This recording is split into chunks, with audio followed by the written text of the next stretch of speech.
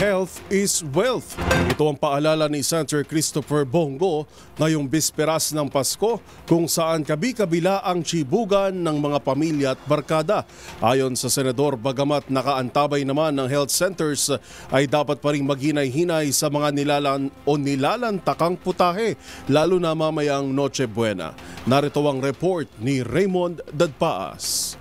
Nagpaalala si Senador Christopher Bongo bilang chairman ng Senate Committee on Health sa bawat pamilyang Pilipino na dapat ay alagaan ang kalusugan sa panahon ng Pasko. Aminado sigo na ang Pasko ay panahon ng pagtitipon-tipon at pagbibigayan, ngunit hindi dapat may santabi ang kalusugan dahil sa panahon na ito ay kabi-kabilaan ang mga handaan. Ganun pa man ay nagpaalala ang senador na kung sakali at magka-problema sa kalusugan ay may mga malalapitan ng ating mga kababayan.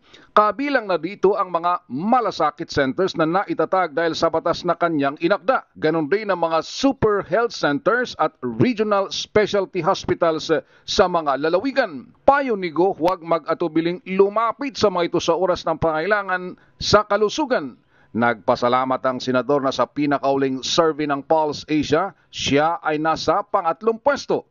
Patunay umano itong kinikilala ng ating mga kababayan ang estilo ng kanyang malasakit at serbisyo. Nauna nang nagpaalala ang Department of Health o ang DOH sa ating mga kababayan na iwasan ang holiday heart syndrome dahil sa dami ng mga handaan ngayong Pasko at bagong taon. Partikular na ang pag-iwas sa mga pagkaing 3M: matataba, matatamis at maaalat.